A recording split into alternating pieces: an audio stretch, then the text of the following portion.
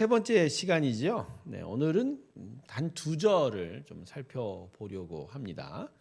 두 절이라서 매우 짧은 말씀, 아주 간단할 것 같지만 사실 로마서의 가장 핵심적인 구절 중에 한 부분입니다. 그래서 로마서를 크게 두 부분으로 나누면 로마서 1장과 11장일 거고요. 그 다음에 12장부터 16장까지인데 1장부터 11장까지의 핵심 구절이 16절하고 17절이에요.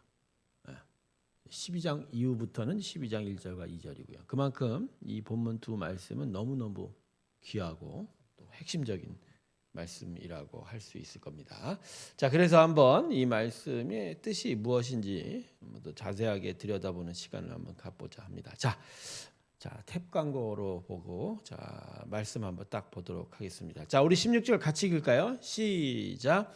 내가 복음을 부끄러워하지 아니하노니 이 복음은 모든 믿는 자에게 구원을 주시는 하나님의 능력이 됨이라. 먼저는 유대인에게요, 그리고 헬라인에게로다. 아멘. 자, 지난 시간에 5절인가 6절, 7절까지 우리가 살펴보았죠. 그리고 나서 그 다음부터 16절 전 15절까지는 생략을 했는데 뭐 크게 어려움은 없습니다. 그냥 지나가고요. 자, 오늘 그 16절을 읽어보는데 여러분 이 16절 한 절 말씀 통해서 복음이 무엇인지에 대한 정의가 또 다시 우리에게 더해질 겁니다. 자, 이 16절 말씀에서 가장 중요한 부분이 뭐죠? 자, 이 말씀을 보면 16절에서 가장 중요한 말씀은 이거라고 보시면 됩니다. 복음은 하나님의 능력이다. 지난 시간부터 계속 이렇게 말씀 보고 있죠. 이렇게 되면 대단히 뜻이 간결해집니다. 아주 더욱더 분명해지는 거죠. 복음은 하나님의 능력이다. 또 쉽게 다가오죠. 지금 우리가 읽었던 16절의 말씀보다는 쉽게 다가옵니다. 복음은 하나님의 능력이다. 자, 그런데 이게 이제 그 다음에 중요한 건데, 뭔 능력이냐? 하나님의 능력인데, 뭐에 대한 능력이냐? 믿는 자에게 구원을 주시는 능력이다. 이렇게. 사실 나머지 첫 부분, 아랫 부분은 꾸며주는 얘기예요. 덧붙여주는 얘기예요. 사도 바울이 하고 싶은 얘기는 이거예요. 복음은 모든 믿는 자에게 구원을 주는 하나님의 능력이다. 능력이다. 능력이다. 자, 요 부분이요. 요 부분이 이제 이 17절을 지나가면서부터 사도 바울이 1장부터 11장 사이에서 이야기하고 싶은 두 가지 주제 중에 하나예요. 두 가지. 사실은요, 엄밀히 말하면 로마서는 사실 이 16절 요 부분을 설명하고 있다고 봐도 돼요. 그러니까 로마서가 결국 뭐죠? 로마서의 가장 핵심은요, 결국 하나님께서 예수를 주셔서 우리가 대속의 길을 받았다, 이거거든요. 그러니까 그 부분에 대한 핵심적인 주제 구절이 바로 16절이에요. 복음은 모든 믿는 자에게 구원을 주시는 하나님의 능력이 됩니다. 자, 우리가 지난 시간에 몇 가지 좀 배웠죠? 한 가지 배웠어요. 그게 뭐였죠? 한 가지가 뭐였냐면 복음은 예수다. 우리 지난 시간에 배운 건 복음은 예수다. 그래서 이번 시간에 다시 뭐라고 하죠? 그 복음은 하나님의 능력이다. 그러니까 이 두 부분이 이제 같이 되는 거예요. 복음은 하나님의 능력이다. 자, 여러분 그러면 이게 수학 방정식하고 비슷한 건데 복음은 예수고 복음은 하나님 능력이면 결국 예수는 하나님의 능력이란 말이 맞아야 안 틀려요? 맞는 거죠. 결국 사도 바울이 이거 얘기하고 싶은 거예요. 그러니까 막 16장까지 되는 뭐 거대한 방대한 양, 거기 안에 뭐 하나님의 귀한 지혜와 명철, 우리가 사랑과 은혜가 다 담겨 있지만 결국 핵심적인 이야기는 바울이 이거예요. 예수는 모든 이에게 구원을 주시는 하나님의 능력이다. 그러니까 구원을 얻을 만한 이름은 예수밖에 없다. 이 얘기예요. 이것이 이제 과연 어떤 식으로 설명이 되느냐가 이제 계속 설명이 되어져 가는 거죠. 여러분, 예수님만이 우리에게 구원을 주실 수 있는 하나님의 능력입니다. 아멘. 아멘. 그러니까 교회라는 데가 선포하는 건 바로 이거예요. 교회가 성도들에게 가르치고 또 성도들이 배우고 성도들이 붙잡아야 될 건 이거 하나예요. 구원은 오직 예수 그리스도의 능력이에요. 복음은 하나님의 능력, 예수란 말이에요. 이거 배우는 거예요. 이걸 통해서 구원을 확인하고 구원을 확신하는 게 바로 부분인 거죠. 자, 그런 점에서 여러분 첫 번째 이 말씀 한번 보세요. 내가 복음을 부끄러워하지 않는다고 얘기하잖아요, 바울이. 여러분 이 부끄럽다라는 이 단어가요. 우리가 일상적으로 내가 옷을 벗어서 창피하다, 부끄럽다 이 단어 아니에요. 그런 의미 아닙니다. 이 의미는 조금 다른 이야기예요. 왜 이 부분이냐면 일단 첫 번째 의미는 두려움입니다. 두려움. 무슨 얘기냐? 사도 바울이 지금 1차, 2차, 3차 선교 여행을 마치고 난 즈음에 로마서를 썼어요. 여러분 사도 바울이 이 복음 전도 여행을 통해서 가장 맞부딪혔던 가장 큰 갈등과 어려움이 뭐였죠? 이방인들이 자기를 박해하고 핍박한 거 아니었습니다. 당시 로마 제국은요 모든 종교에 대해서 관대했어요. 자기가 이 종교를 통해서 제국에 반역을 하고 반기를 지지 않으면 뭐 그렇게 크게 문제 삼지 않았어요. 문제는 유대인이었어요. 동족들이 같이 여호와 하나님을 섬긴다고 하면서 그 일부 유대인들이 예수를 십자가에 못 박았던 예루살렘의 바리새인들의 전통을 담아서 예수 이야기하는 자를 계속 박해했던 거예요. 그러니까 사도 바울이 지금 그 얘기하는 거예요. 원래 하나님께 그러니까 복음은 예수고 예수가 하나님의 능력인데 이거 내가 너희한테 이야기하는 거 두렵지 않다라고 하는 거예요. 두렵지 않다는. 두렵지 않다는 건 계속 지금 유대인들이 자기 공격하고 있다는 거예요. 이게 부끄러워하지 않는다의 첫 번째 의미입니다. 또 다른 의미 하나는 뭐냐면 이건 이제 또 다른 이게 더 중요한 부분인데 사도 바울이 이전에는 예수 그리스도의 복음을 부끄러워했죠. 하찮고 그죠? 이거 이단처럼 생각한 거죠. 여러분 그러니까 바울이 이전에 사울이라는 이름으로 그죠? 예수 믿는 사람들 막 잡아오고 족치고 죽이기까지 하지 않았습니까? 근데 자기는 지금은 그렇지 않다라고 하는 거예요. 난 오히려 이것을 믿는다라고 하는 거예요. 가령 우리가 이제 뭐 우리 안에서 여러분 뭐 이런 건 이해가 될지 모르겠지만 우리 신천지에 대해서 부끄러워하잖아요. 신천지를 부끄러워하지 않습니까? 적대적이고 막 증오하기도 하죠. 저런 어떤 이단이 생길까? 그 이전에 어떻게 예수를 믿는데 저렇게 신천지 쪽으로 빠질 수 있지? 여호와 증인이 될 수 있지? 여호와 증인은 뭐 완전 사입이죠. 어떻게 저게 통일교를 믿을 수 있지?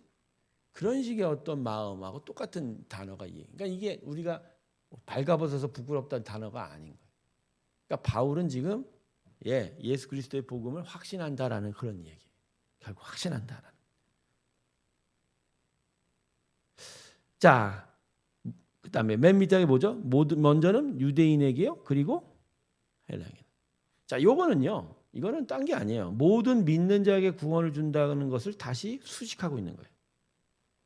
여러분 모든 믿는 자에게 구원을 주니까 이방인에게만 유대인에게만 구원을 주는 게 아니죠. 헬라인에게도 구원을 주는 거다. 이렇게 수식을 하는 거예요. 자, 다시 한번 확인합니다. 자, 이 본문에서 결국 우리가 배워야 될 건 결국 뭐죠? 복음은 하나님의 능력이다. 뭐하는? 모든 자에게 구원을 주시다. 이게 할 중이에요.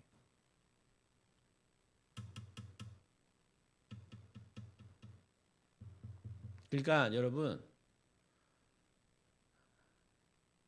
믿음은요 이거 믿는 거예요.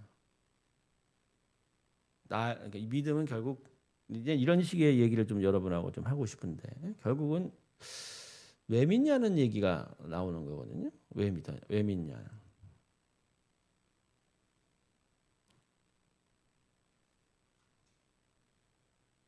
여러분 왜 믿습니까? 우리가 예수 왜 믿죠? 하나님 왜 믿죠? 아마 이 두 가지 이유일 거예요. 이 이유일 거예요. 큰일 나면 복 받기 위해서.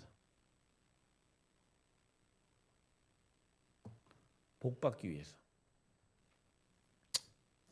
이게 맞지 않죠. 예수를 왜 믿냐면요. 복받기 위해서 믿는 게 아니라 이겁니다. 구원 얻기 위해서예요. 그러니까 이 한국교회 성도들이 예수를 믿는 믿음의 삶을 사는 근원적인 이유가 죄송한데 틀려먹을 수 있어요. 틀려먹을 수 있어요. 구원이라는 부분에 대해서 그렇게 심각하게 생각 안 해요. 그러니까 대단히 현세적이에요.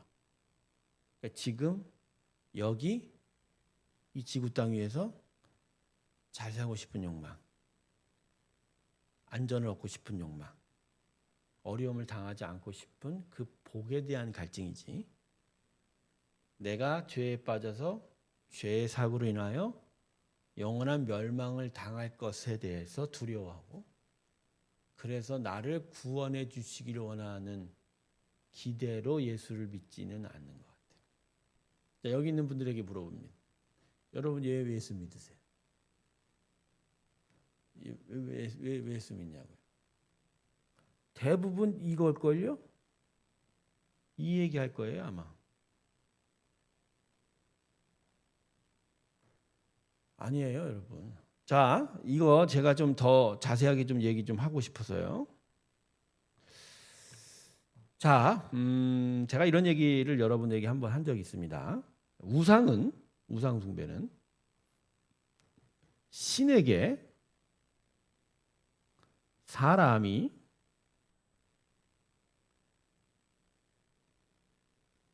재물을 드립니다. 그러면 신은 재물을 드린 자에게 뭘 줄 거라고 기대하죠? 복을 줄 거라고 기대하죠.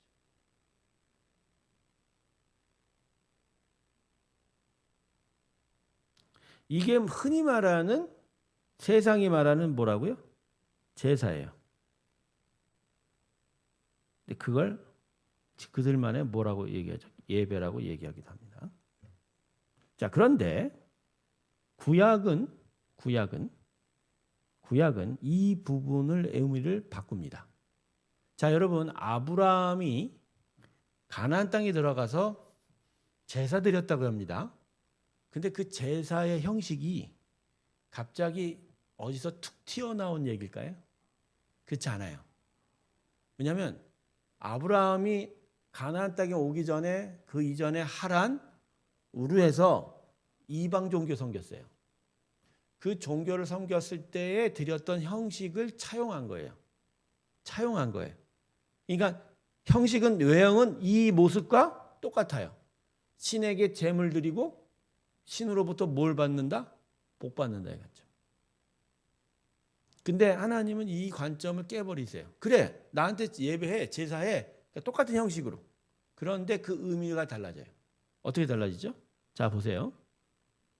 신이 이제 하나님이 된 신인 거죠. 이제 사람이 하나님께 제물을 바치긴 합니다. 하지만 뭘 받는다고 얘기하죠? 구원이에요. 엄밀히 말하면 구원을 받는 게 아니고요. 구원의 확신인 거예요. 이미 이러한 제사를 드리는 과정에서, 그죠? 사람과 하나님은 이미 동행을 약속한 거예요. 그러니까 우리의 신앙의 제사는 이런 거예요. 복이 아니라 뭐죠? 구원인 거예요. 아주 중요한 관점이에요, 여러분.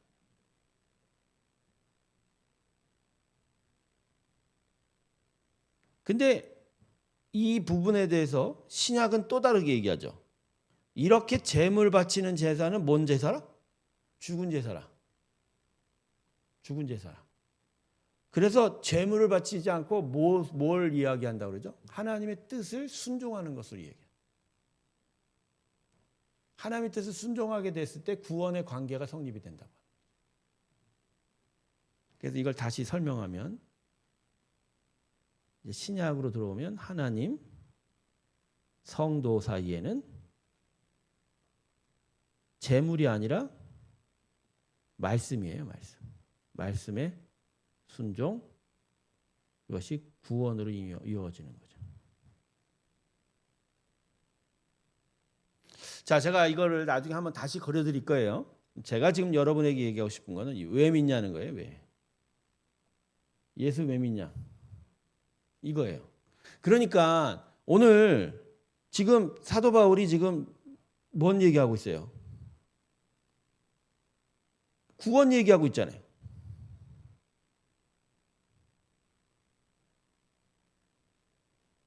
지금 로마서 1장 1절부터 계속 끌고 오는 사도 바울의 주제의 핵심 주제가 뭐예요? 복이에요? 구원이에요?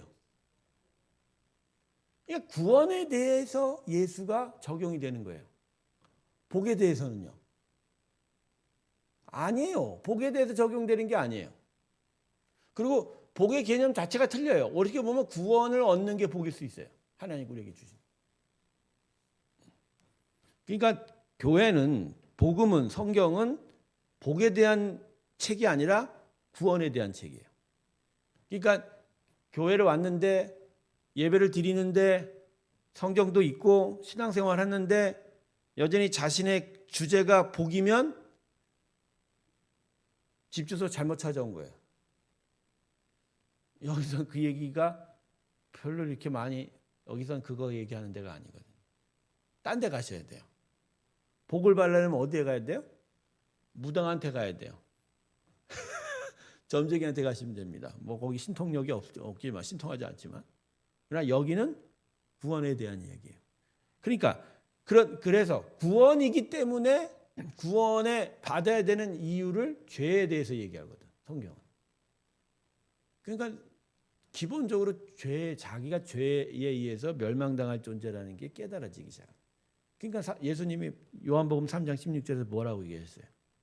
하나님께서 세상을 이처럼 사랑하사 독생자를 주셨으니 이는 저를 믿는 자마다 멸망치 아니야. 그러니까 멸망이라는 것, 멸망과 구원이 서로가 바꿔지는 그 죄의 죄 때문에. 그래서 여러분, 현대 사회가 예수 믿기가 더 어려운 거예요. 요새 죄 얘기했다가는 난리 납니다. 그죠? 감히 너는 뭐 잘났냐? 부터 시작해서, 그죠? 뭐가 죄인데 부터 시작해서, 그죠? 내가 술 먹고 담배 피고, 아니 술 먹고 담배 피는 게 죄는 아니죠. 그죠? 더 은밀한 죄들이 많죠. 근데 그런 죄들에 대한 언급 자체가 불편하고, 그리고 그것 때문에 내가 영원한 멸망을 당할 것인가에 대해서도 생각 안 해요. 하나. 그리고 이제 요새 21세기를 넘으면서 뉴 에이지 시대를 넘어서 이게 밀레니엄 시대가 되면서 더더욱 세상 사람들에게 지금 기본적으로 깔려 있는 정서가 뭐죠? 환원주의예요. 환원주의. 무슨 얘기인지 아세요? 영의 존재도 인정해요. 그러면서 내가 죽으면 그 다음 세대를 사는다고 생각을 해요. 이건 이제 이게 이제 브라만과 이제 힌두이즘이에요. 원래 이게 이제 불교의 사상이기도 하지만 사실 아니에요. 내세와 윤회의 사상은 석가모니의 사상이 아니고요. 원래가 석가모니가 자기 브라만교, 힌두이즘에서 받아온 거예요. 그러니까 힌두교는 기본적으로 환원주의예요. 계속 자신의 인생이 돈다는 거예요. 돈다는 거예요. 그러니까 죄에 대한 관점이 없어요. 죄에 대한 관점이 없어요. 물론 뭐 내가 이 세상에 어떻게 하는가에 따라서 그 다음 내세가 결정이 된다, 이 정도는 있지만 심각하게 멸망당한다고 생각 안 해요. 멸망이 아니고 계속 뭔다? 돈다. 도니까. 우리 교회 성도들한테도 물어보면 될걸요? 당신 죄 때문에 영원히 멸망당할 것을 심각하게 인정하십니까? 그게 그러니까 내가 예수 믿지 이렇게 나와야 되는데 뭐 사람은 원래 죽으면 또 천국 가는 거 아닌가요? 이런 데니까요. 그러니까 가장 우리의 신앙의 가장 근원적인 주제를 놓치고 있을 수 있어요. 우리는 죄로 인하여 멸망당할 것에 대해서 두려워하고, 그래서 그 멸망당할 중에 우리를 구원하신 오직 유일한 하나님의 능력 예수를 믿는다. 이게 우리의 신앙의 고백인 거예요. 사도신경의 고백의 핵심이 뭐예요? 사도신경은 결국 예수에 대한 고백이죠. 근데 예수의 고백이 두 가지예요. 그는 십자가에 죽으셨으나 사흘 만에, 근데 그 사흘 만에 부활하신 그 능력으로 인해서 우리가 뭘 받는다? 구원을 얻는다는 거죠. 그리고 십자가에 죽어서 대속을 이루어서 우리 죄가 용서함을 받는다는 얘기죠. 그러니까 우리의 신앙은 기본적으로 죄에 대한 얘기라고, 거기서 구원에 대한 이야기라고, 그 유일한 길은 예수에 대해서 얘기를 하는, 이게 복음인 거예요. 이게 전부예요. 여기 이 세계관 속에서 사는 거예요. 근데 이 세계관이 지금 안 통해. 이건 관심이 없어. 그냥 목사님 하는 얘기야. 지금 계속 중요한 주제는 뭐예요? 지금 여기서 내가 얼마큼 잘 살고 얼마큼 편안하고 어떤 복을 누리느냐. 그러다 보니까 이제 깨닫는 거예요. 교회 오면 복 못 받는다는 거 알아. 이제 현대 사람들. 예전에는 교회 오면 복 받는 줄 알았어. 막 헌금도 하고 막 헌신도 하고 하다 보면 하나님이 막 내 직장과 막 내 가족의 뜻하지 않은 일들이 이루어져. 그럴 수 있네? 근데 요새 들어선 아예 그 생각도 안 해. 왜냐하면 이제 복설교 아는 설교자들이 많이 줄기 시작했고, 또 하나님께서 안 줘. 또 분명하게. 그리고 세상이 알아. 세상 나가서 사는 게 훨씬 더 편하고 더욱더 풍성한 걸 알기 시작했어. 그러니까 그래서 교회를 안 찾아오는 거예요. 한국 교회가 60년대 지나서 70년대, 80년대 많이 부흥했어요. 200만 명, 100만 명 수준에서 거의 1000만 명으로 넘어왔으니까. 근데 여러분, 한국 교회가 부흥한 초점이 뭐였죠? 복이에요, 복. 사실은 복이에요. 사실은 복이에요. 근데 그 복이요, 예수를 믿어가면서 하나님께서 그들의 삶을 축복하시는 하나님의 은혜 안에서 이루어질 수는 있어요. 그걸 부정하는 건 아니에요. 그러나 성도들의 삶에, 신앙의 초점이 구원이 아니라 복에 가면 안 된다는 거죠. 복이. 그땐 복에 대한 관점이에요. 근데 이 복에 대한 관점이 갑자기 경제생활이 좋아지고 한국이 선진국 되면서 더 많은 것을 누리니까, 그죠? 교회를 안 찾아오고. 그리고 사실은 돈에 대한 관심이 제일 많거든. 근데 교회는 돈 버는 데가 아니죠. 교회는 뭐 하는 데요? 돈 바치는 데죠. 교회 오면 손해봐요. 제 말 틀립니까? 교회 오면 돈 손해보는 데요. 교회는 돈을 내야 돼. 그리고 자꾸 뭔가 마음이 막 울컥울컥 감동이 되면 훨씬 더 많이 내야 돼. 그러니까 여기 가면 안 되겠구나. 그래서 안 오는 거예요. 아니, 간단해요. 왜 사람들이 교회 안 찾아오냐고요? 여기 돈이 안 되니까. 저는 그렇게 봐요. 거기에는 여러 가지 의견이 있지만. 성도 여러분, 성경은 우리의 삶 속에 가장 중요한 문제를 죄라고 얘기합니다. 그리고 그것 때문에 우리는 멸망할 거라고 얘기해요. 그래서 이 죄로 인한 멸망에 대한 하나님의 길을 주시는 거예요. 그게 구원인 거예요. 예수를 통한 구원. 이게 복음인 거예요. 이게 성경의 주제입니다.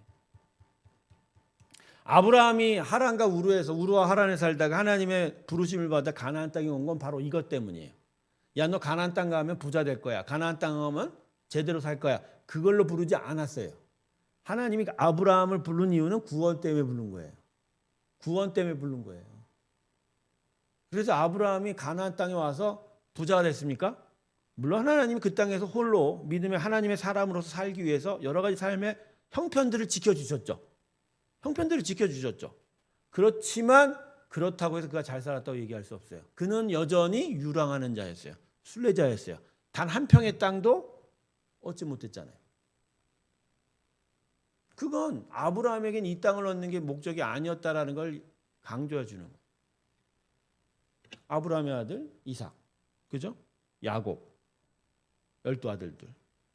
그들이 결국은 이루어갔던 건 복의 나라, 자기가 복을 받는 게 아니야. 하나님 나라, 구원의 나라 세웠던 거라. 자, 16절에 가장 중요한 이야기가 담겨 있습니다. 복음은 구원을 주시는 하나님의 능력이라. 그리고 이걸 통해서 성경의 주제가 구원이다라는 걸 더욱더 분명히 강조했습니다. 자, 이제 17절로 넘어갈게요. 그 문제적인 가장 어려운 말씀이기도 하지만 가장 의미가 심오한 얘기를 드려야 됩니다. 자, 우리 17절 같이 읽습니다. 시작.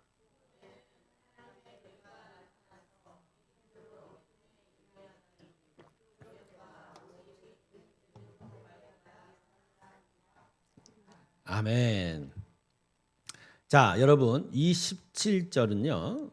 로마서 전체의 구조입니다. 로마서 전체의 구조. 이게 이제 제가 또 설명을 좀 해드릴게요. 로마서 왜 전체의 구조냐면요. 자, 로마서가요. 1장부터 16장입니다. 1장부터 11장과 11장부터 16장 이렇게 나눠져요. 예, 11장, 12장, 예, 12장 예리하십니다. 1장부터 11장이 바로 본문에 있는 17절의 믿음으로예요. 그리고 12장부터 16장이 바로 믿음에 이르게 한다. 함 이거예요. 이 두 가지. 이 구조예요. 자, 믿음으로라고 하는 건 하나님이 주신 선물이에요. 즉 구원의 유일한 능력인 예수 그리스도에 대해서 얘기하고 있어요. 예수가 왜 필요한지, 예수가 우리의 삶 속에서 우리의 세계에 들어와서 어떠한 구원을 이룬지에 대한 내용이 1장부터 11장까지. 자, 12장에 넘어가면 이야기가 달라지죠. 그러므로라고 어조가 바뀝니다. 그리고 뭐라고 얘기하죠? 12장부터 시작하면 형제들아 내가 하나님의 모든 자비하심을 너희를 권하노니 너희 몸을 하나님이 기뻐하시는 산 제물로 드려라. 즉 믿음이 들어왔기에 이젠 믿음을 이루는 삶을 살라라고 하는 내용이 바뀝니다. 그래서 이거를 흔히 이렇게 얘기합니다. 이제 구원의 도리에 대한 이야기라고 이야기하고요.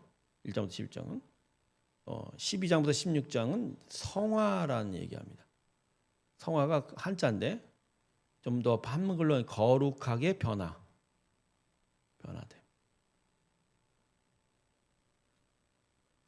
자, 지금 제가 17절의 말씀의 의미를 이렇게 전체 구조 성에서 설명했죠. 이 말씀이 대단히 중요한 거예요. 그래서 제가 오늘 아까 들어오기 서두에 그랬죠. 두 절 아주 간단하지만 로마서 전체를 끌고 가는 말씀이 이 16절하고 17절. 이게 너무나 귀해서 중요한 말씀이에요. 자, 17절 이제 좀 더 하나하나 자세하게 살펴보겠습니다. 자, 17절에 결국 가장 중요한 근간이 결국 뭐죠? 이겁니다. 네. 복음에는 두 가지예요. 동사 부분이. 하나님의 의가 나타나서 믿음으로 믿으며 하는. 다른 문장보다는 되게 복잡하죠. 그래서 이게 깊은 말씀이에요. 복음에는 하나님의 의가 나타나고 믿음에서 믿음을 이루게 한다. 이 뒤에 말은요. 이 뒤에 말은 필요 없어요. 그냥 수식어예요. 있어도 그만 없어도 그만이에요. 사실 이거 인용구예요. 이거 내가 한 얘기 아니야. 이거 구약에서부터 하나님이 말씀하신 거야라는 것을 덧붙여 설명한 거예요. 오직 의인은 믿음으로 말미암아 살리라 함과 같다. 기록된 바. 인용하고 있다 이거예요. 여러분 이 말씀이 어딘 줄 아세요? 구약 선지자입니다. 하박국서 2장 4절입니다. 의인은 믿음으로 말미암아 살리라. 자, 제가 퀴즈 내겠습니다. 성경에 이 하박국서 2장 4절이 총 몇 번 등장할까요?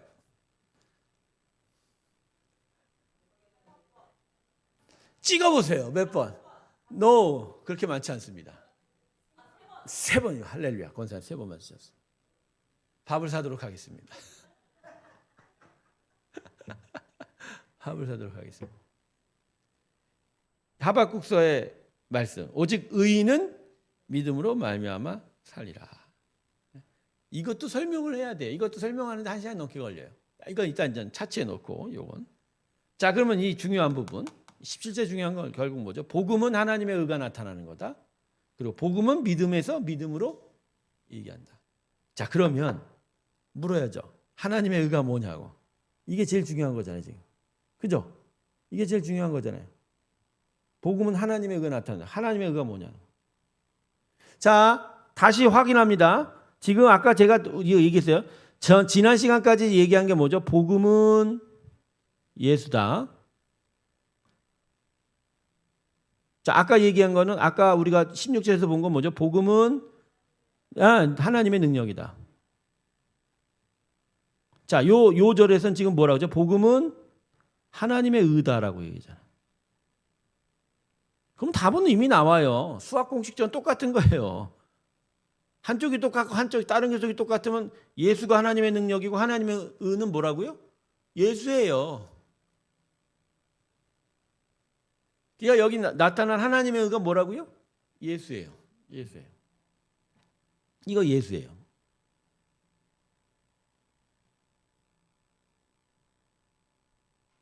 여러분, 하나님의 공의가 결국 뭐죠? 예수예요. 우리가 이제 막 기도도 많이 하고 사람들이 하나님의 공의가 이 세상에 나타나길 바래. 근데 여러분, 이 하나님의 공의를 성도들은 잘 모르는 것 같아. 흔히 하나님의 공의 그러면 그죠? 법대로, 정의가, 평등이, 그죠? 그죠? 그런 일들이 완만하게 이루어지는 것을 하나님의 공의라고 하죠. 근데요, 하나님의 공의는요, 예수예요. 왜냐하면요, 모든 죄에 대한 대가를 누가 치르셨어요? 그러니까 지금 이 세상은요, 이런 말씀 드리면 그렇지만 평등할 수 없어요. 하나님이 예수를 십자가에 죽이신 이유가 그것도 있어요. 도저히 이 땅은 공의로울 수가 없는 거예요. 공의로워질 수가 않는 거예요. 그 공의로워지지 않는 거를 하나님은 지금 뭐로 붙잡고 있는 거예요? 예수로 붙잡고 있는 거예요. 이걸 거꾸로 얘기하면요, 우리가 하나님의 공의인 예수로 인하여 구원을 받았다는 건 한쪽 편은 대단히 불공정한 대접받고 있는 거예요. 세상 사람들은 받을 수 없는 하나님의 극진한 대접이 예수의 구원인 거예요. 그러니까 예수로 말미암아 우리 안에 하나님의 공의가 이루어졌다고 보시면 돼요. 그래서 여러분, 사실은 우리는 불평하고 원망하면 안 됩니다. 왜냐하면 그 불평과 우리의 원망은 결국 하나님께서 뭐로 채우시는 거예요? 예수로 채우는 거예요. 오늘 아주 중요한 교훈 하나, 영적 교훈이 이거예요. 살면서 내가 좀 가난해. 살면서 내가 뭔가 누구한테 푸대접 받아. 살면서 나만 더 불편한 삶을 사는 것 같아라는 생각이 있잖아요. 그걸 하나님 뭐로 갚으신다고요? 예수로 갚는 거예요.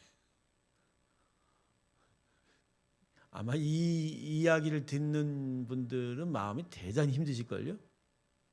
그냥 그래도 열심히 살아서 저 옆집보다도 더 옆집만큼이나 좀 살고 싶고, 그죠?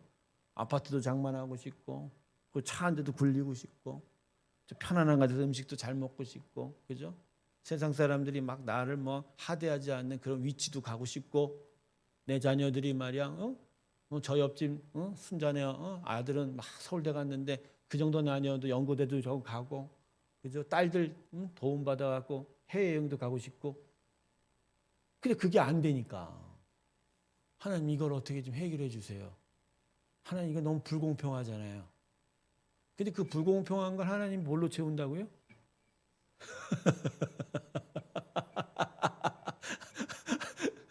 싫어할걸요? 싫어할걸요? 그렇잖아요. 우리는 현물을 원하는데 우리는 캐시를 원하잖아요. 근데 하나님은 우리 안에 채워지지 않는 그 불공정함, 우리의 불평의 부족함을 뭐로 채웠어요? 예수를 채웠잖아요. 여러분, 닉 부이치치라는 사지절단의 사람을 보십시오. 목사님이죠. 그분이 왜 지금 하나님의 기쁨을 이야기할 수 있죠? 그분은 지금도 사실은 불공정한 상태죠. 대부분의 사람들은 사지가 멀쩡하게 태어나잖아요. 손, 발, 다리. 그래서 마음껏 운동도 하고, 그죠? 마음껏 사람 만나면 안아주기도 하고. 근데 지금도 여전히 그는 다 잘려져 있는 상황이잖아요. 근데도 그가 왜 하나님의 기쁨을 얘기하냐고. 아니, 사지가 팔이 없는 사람이 허그라는 단어를 쓰죠. 박준현 선생님. 아니, 남은 안아줄 수도 없어. 안아줄 수도 없는데 허그가 영어로 안아주다거든요. 어떻게 안아주라는 책을 써요? 지는 못하는데 자기는 못하는 거예요. 손을 안 대는 사람이 어떻게 허그라는 단어를 쓰냐고요. 안아주다. 그분은요, 진짜 구원을 아는 사람이에요. 이 하나님의 공의를 아는 사람이에요. 자기에게 뭐가 채워진 거예요? 팔다리 다 잘렸어도 하나님의 공의 예수가 들어온 거예요. 그러니까 그게 자신의 모든 불평을 해소한 거예요.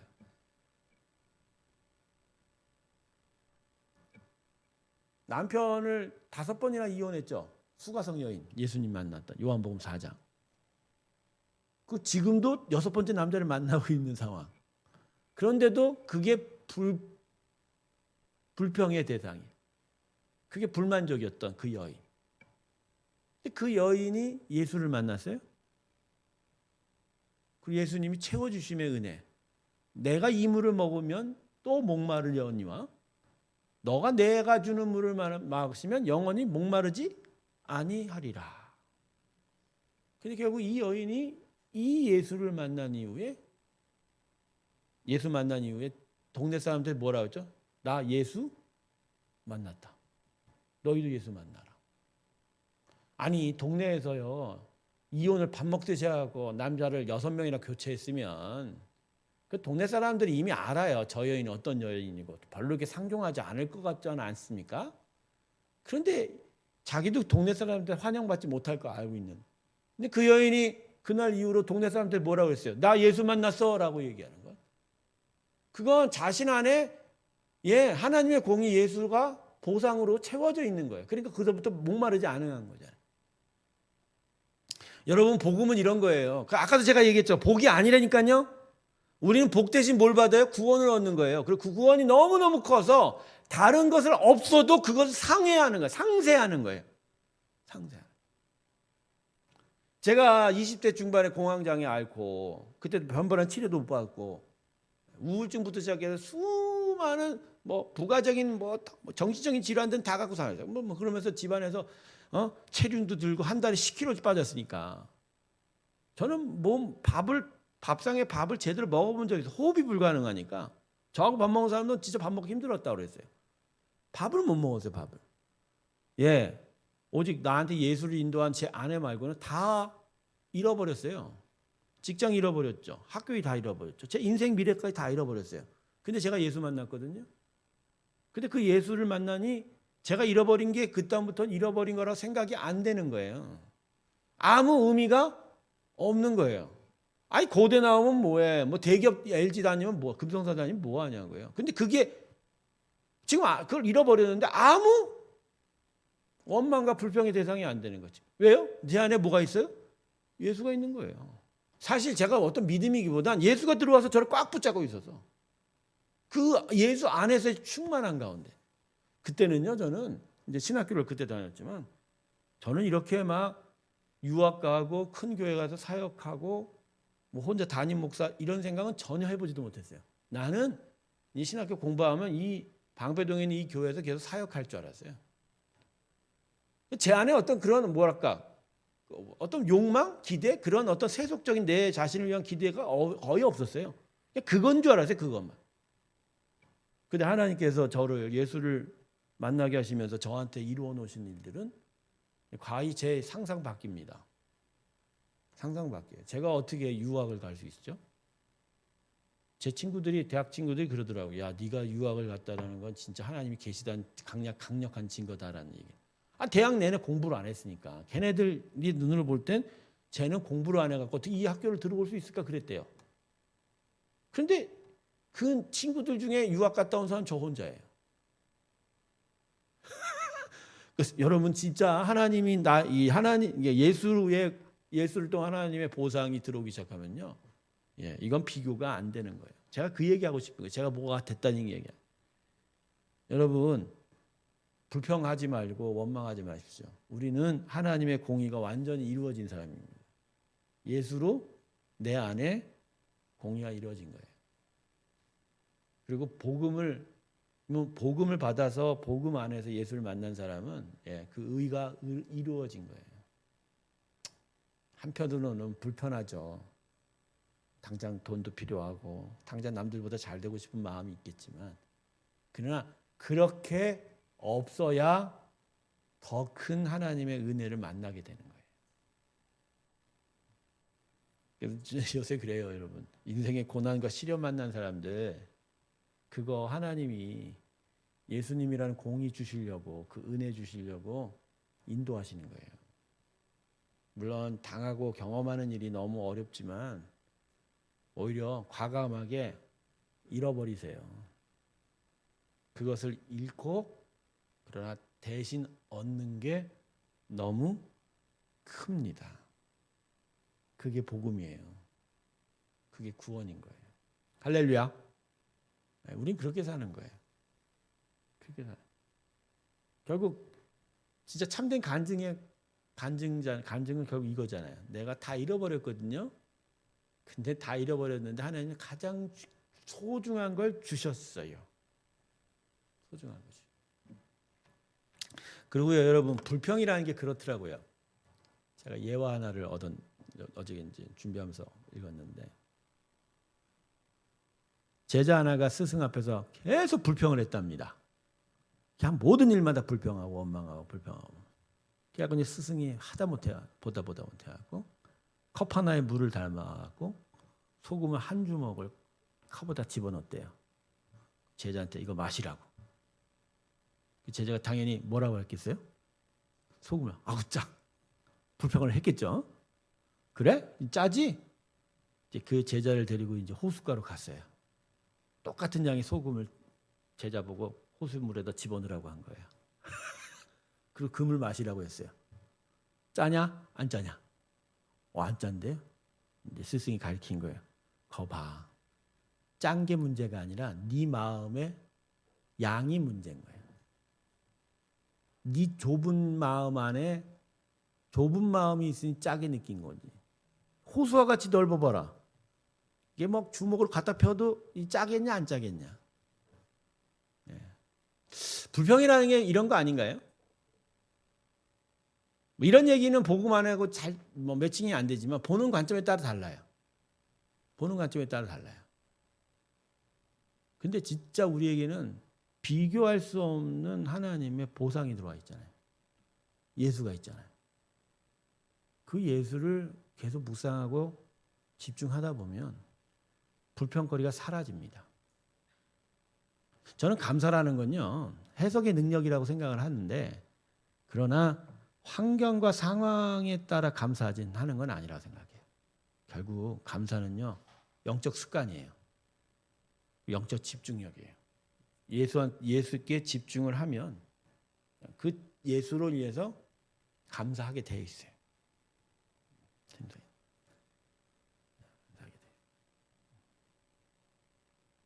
그게 우리의 인생입니다. 이 강의 지금 몇 명 듣고 있는지 모르겠지만, 여러분, 예수가 하나님이 우리에게 주신 하나님의 공입니다. 할렐루야.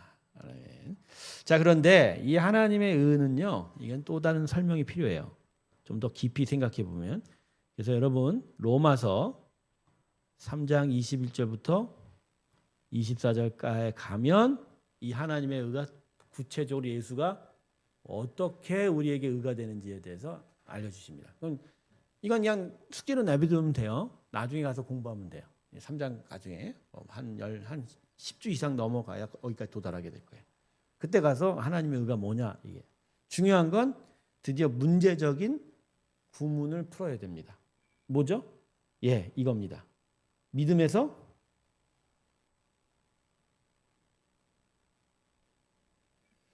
자, 여러분, 이거 좀 더 제가 좀 더 자세하게 좀 설명을 해드려야 됩니다. 자, 이 말씀의 의미가 결국 뭐죠? 자, 말씀 그대로 쓰겠습니다. 믿음으로라고 했죠. 믿음으로. 자, 그러니까 믿음으로라는 단어, 이 의미는 결국 뭐예요? 믿음이라는 것을 통하여라는 얘기죠. 믿음이 수단이 돼서, 믿음이 방법이 돼서라고 하는 거죠. 그러니까 이 믿음을 통해서, 이렇게 하면 좀 더 의미가 쉬워지죠. 그래서 믿음을 통해서 어디에 이른다고요? 두 번째 나오는 믿음은 결국 이거는 목적지가 되는 거죠. 그러니까 쉽게 얘기하면 믿음이라는 게 두 가지로 생각이 드는 거예요. 권사님. 두 가지인 거예요. 이 처음부터 믿음을 두 가지로 설명한 게 좀 더 이해하기가 편해요. 여러분 믿음은 두 가지가 있어요. 그럼 두 가지 믿음이 뭐냐? 이 부분이 이제 썰이 여러 가지인데 저는 이설을 지금부터 제가 말한 이설을 택합니다. 첫 번째 이 믿음은 하나님께 주신 선물이에요. 이걸 은혜라고 하죠. 무슨 얘기냐? 우리가 예수를 우리의 의지, 우리의 지성, 우리의 감정으로 믿을 수 있을까요? 없을까요? 없죠. 우리 모두가 다 예수를 믿는다는 것, 하나님을 믿는다는 건 은혜입니다. 이 은혜 아니면 우리는 도무지 하나님을 믿을 수 없어요. 그죠? 그러니까 누구도 자기 스스로 하나님을 따르고 예수를 믿을 수 없죠. 그러니까 무언가가 나한테 주지 않으면 믿을 수 없는 거예요. 바로 그 믿음을 이 믿음으로라고 이야기해요. 그런데 그 믿음이 우리 안에 들어오면 어떤 일을 하냐면 두 번째 이 믿음에 이르게 돼요. 이 믿음은 뭘까요? 이 믿음이 뭘까요? 이 믿음이 뭐냐고요? 자, 출애굽기를 모세 오경의 모형을 상징화 한번 해보죠. 그러니까 출애굽기에서 모세 여호수아서에 이르러갈 때 이스라엘 백성이 세 군데의 장소를 거칩니다. 처음에 어디에 있었어요? 애굽의 종살이였어요. 그리고 출애굽해서 어디로 나왔어요? 광야로 나왔어요. 그렇지만 광야 땅에만 있지 않았어요. 결국 어디로 갔어요? 가나안 땅에 들어갔어요. 자, 애굽에서 광야로 나올 때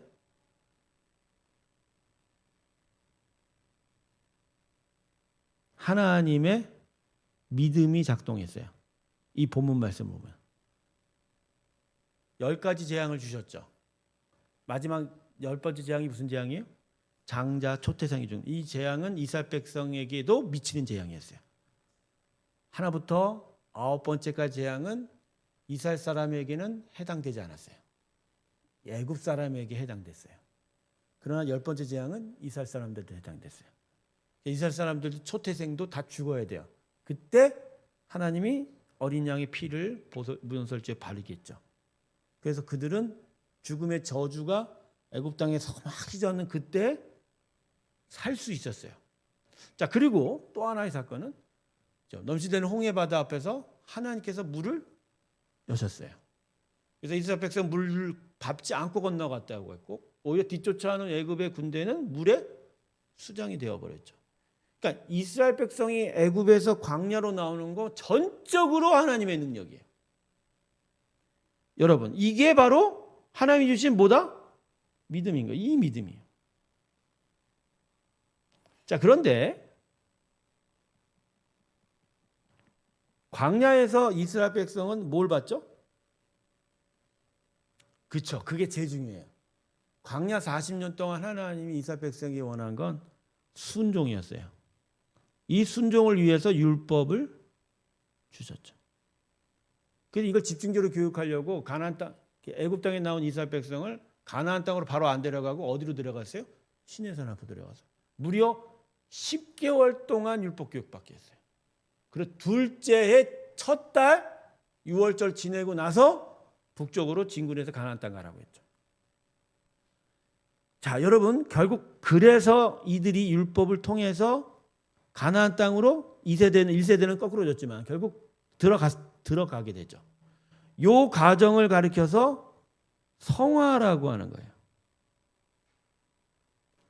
이게 이스라엘 백성의 두 번째 믿음입니다. 첫 번째 이 믿음은 하나님의 은혜예요. 그래서 은혜로 인해서 하나님을 이제부터 믿기 시작을 한 거예요.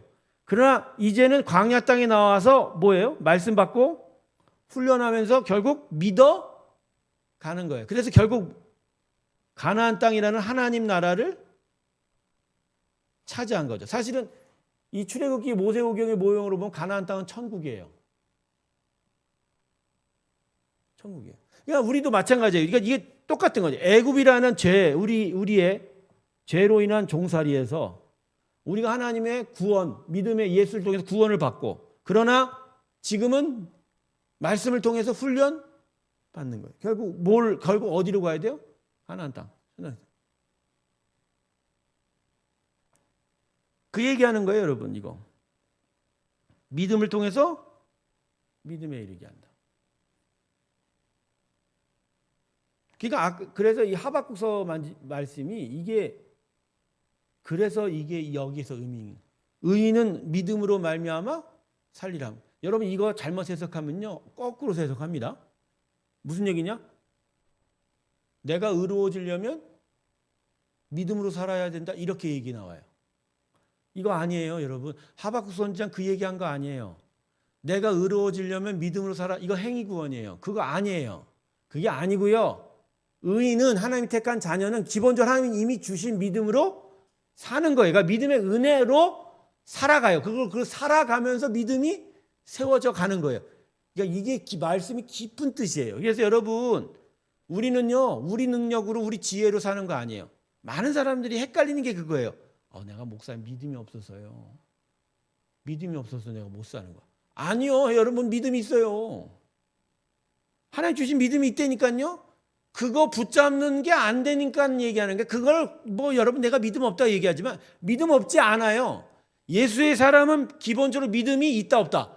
있어요. 근데 그걸 붙잡고 자신의 삶에 적용하는 훈련을 못 하는 거예요.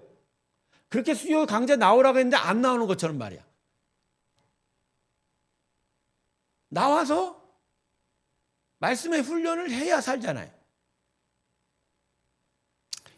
제가 한 가지만 더 얘기 드릴게요. 여러분 신앙생활은요 남이 대신해 주는 것도 아니고요, 그냥 귀에 한번 누가 좋은 얘기 해준 거 듣는 것으로 되지 않아요. 신앙생활은요 자기가 하나님의 말씀을 읽으면서 이 말씀에 담긴 하나님의 뜻들을 내가 깨닫고 내 것으로 만들어가는 과정이에요. 근데 그게 나의 힘으로 안 되니까 하나님이 나한테 은혜를 주신 믿음이 작동을 하는 거예요. 근데 이게 훈련이 안 되니까 계속 무슨 일만 해요? 일주일에 한 번 좋은 얘기 들으러 와갖고 그거 한마디 듣는 거. 그리고 이 자리에 와서 그죠? 어떤 좀 다른 세상과 다른 분위기에서 예배 드리는 걸로 버티고 있는 거예요. 그건 기본적으로 하나님이 그들에게 은혜를 주신 믿음만 있는 거지 믿음에 이르지 않는 거예요. 그러다가 여러분 엉뚱한 소리 듣고 회개한 소리 듣고 혹하는 소리 들으면 어디로 가요? 가나안 땅이 아니라 친처지를 가는 거야. 그래서 이단에 빠지는 거예요. 여러분 절대로 예수 모르는 사람은요 이단도 안 빠져요. 예수 아는 사람이 이단에 빠져요. 왜? 믿음으로라는 것이 작동해요. 근데 거기에 잘못된 지식들이 들어가서 가나안이 아니라 딴 데 가고 있는. 여러분 스스로가 하나님의 은혜를 내 것으로 만들어가는 작업해야 돼요. 그거의 핵심이 말씀이에요. 그러니까 이 말씀은요 기본적으로 성경은요 이거 숙제도 아니고 교리서도 아닙니다. 그냥 내가 살아가는 내 신앙 자체예요. 자체. 그러니까 우리가 지금 나의 신앙생활이 지금 어떤 단계에 있는지 이 17절 말씀으로도 분간이 되는 거예요. 믿음으로, 하나님의 은혜로. 근데 내가 지금 믿음에 도달하고 있느냐는 거예요. 그러니까 사실은 구원의 절름발이인 사람들이 많은 거예요. 받은 건 있어요. 은혜로 받은 건 있는 거예요. 근데 그게 나의 믿음을 만들어가지 못하고 있는 거예요. 자, 그래서 제가 여러분 물어볼게요. 이거 아주 중요한 질문이에요. 출애굽 1세대요. 애굽 땅에서 나왔어요. 구원 받았어요, 안 받았어요? 받은 것 일단 나왔으니까. 근데 광야에서 죽었어요. 가나안 땅 못 들어갔어요. 그러면 결론적으로 이 1세대 백성은 구원을 완성했습니까, 안 했습니까? 히브리서 말씀에 이스라엘 백성들이 광야에서 멸망당했다고 했어요. 멸망이란 단어에서. 그러면 우리도 마찬가지예요.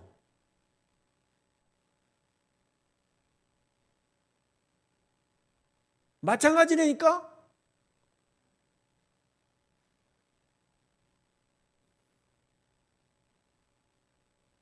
이거 좀 충격이 돼야 되는데 여기 계시면 충격이네요. 마찬가지예요, 여러분. 우리가 애굽에서 나와 광야로 나왔을 거예요. 근데 광야에서 가나안 땅으로 들어갔냐고요.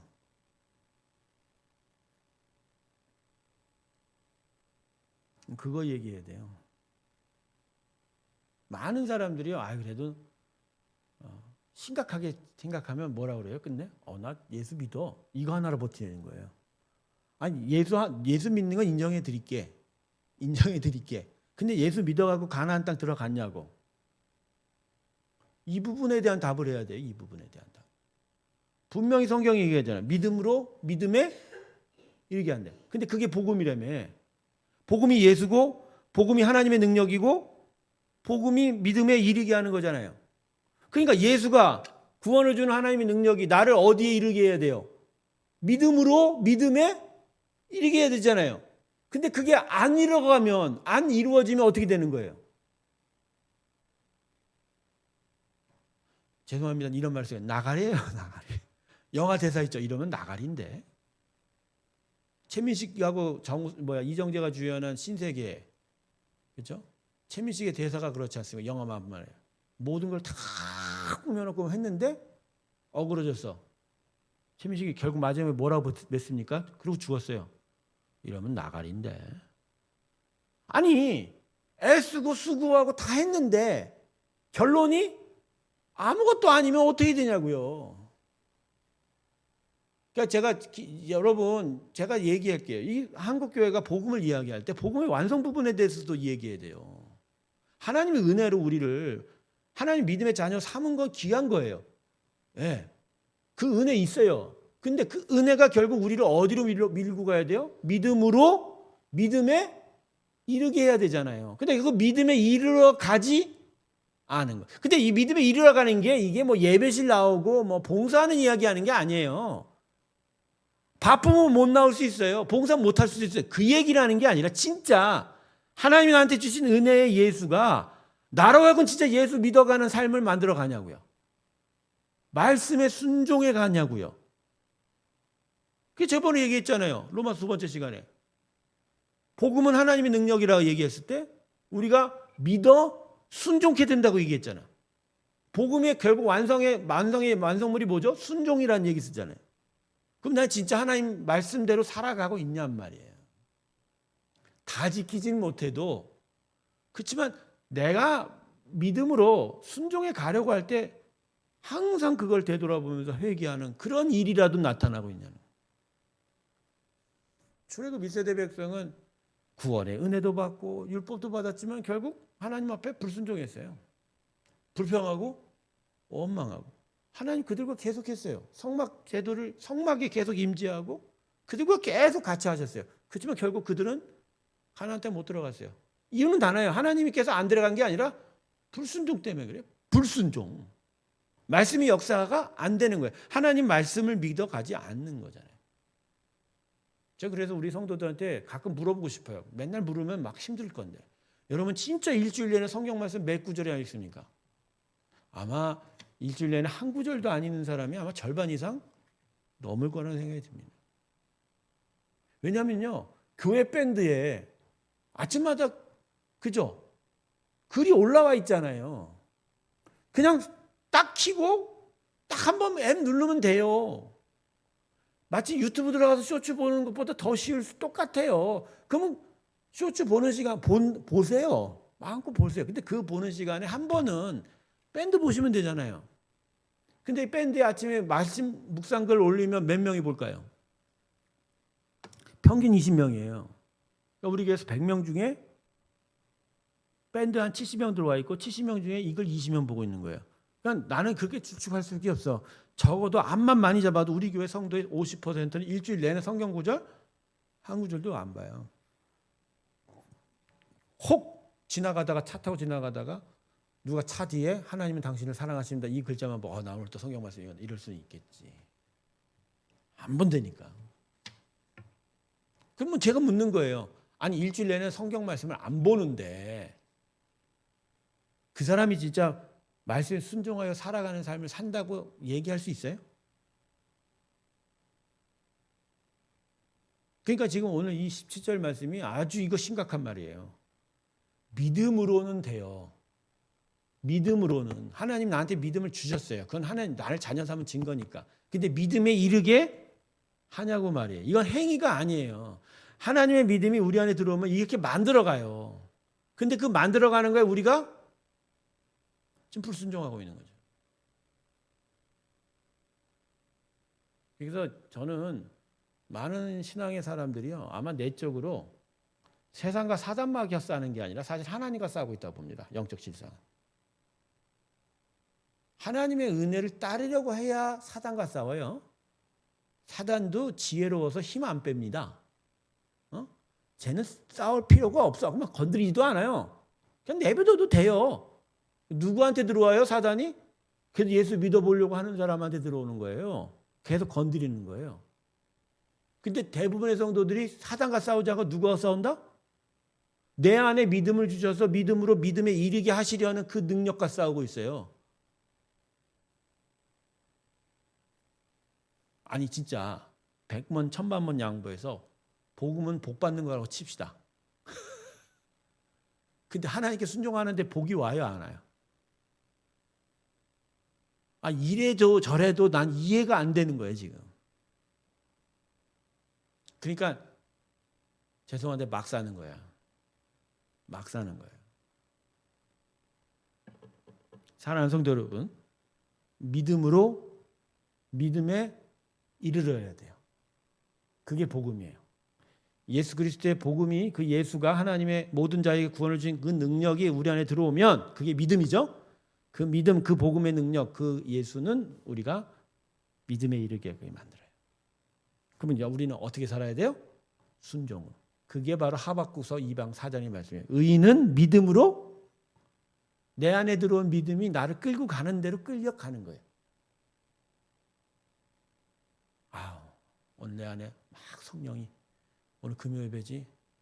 그래도 너 오늘 기도 너무 안 하니까 이제는 가서 한 번에서 기도해라. 그럼 거기에 그 마음에 따라가 주면 되는 거예요. 그래도 야, 너 예수 믿는 사람이 성경을 읽어야 되지 않겠니? 아침마다? 그럼 읽으시면 되는 거예요. 근데 거기에 안 따라가. 꼭 마음에 막 버티고 있는 거예요. 여러분 하나님과 싸우지 않기를 주님으로 축원합니다. 세상과 사탄과 싸워야 되는데 그 이전에 우리는 하나님과 싸우고 있는 거예요. 자, 시간이 너무 지났는데 큰일 났네요. 오늘 최 목사가 또 오버를 했습니다. 다음 주에 하도록 하겠습니다. 이렇게 되면 로마서 1년 안에 끝내자고자 하는 제 계획에 구원의 계획에 차질이 다음 주에 두 번째 강의안 로마서 1장 16절 10절 두 번째 강의안을 진행하도록 하겠습니다. 자, 기도하겠습니다. 아버지, 우리가 믿음으로 믿음에 이르러 가고 있는가요? 복음은 예수 그리스도요. 모든 이에게 구원을 주신 하나님의 능력인데 그 능력이 내 안에서 믿음에 이르러 가게 하는 일에 우리가 어떻게 반응하고 있는지를 오늘 심각히 고민해 봅니다. 하나님, 애굽을 나와서 광야에 나왔던 우리들, 그러나 요단강을 건너 결국 가나안 땅에 들어가야 하는 것을 다시 깨달으며 그 믿음의 온전한 나라를 이루어 갈 때까지 우리가 예수 그리스도 그 복음의 구원의 능력을 계속 의지하게 하여 주시고 말씀에 무엇보다 순종하며 살아가는 귀한 일이 있게 하여 주시옵소서. 오늘도 이 시간 함께한 성도들 그 마음 가운데 함께하여 주시고 예수 그리스도로 인한 참된 구원의 삶이 온전히 이루어지게 하여 주시옵소서. 감사드리며 예수님의 이름으로 기도드립니다. 아멘. 고생하셨습니다. 우리 박수로 마치겠습니다. 감사합니다.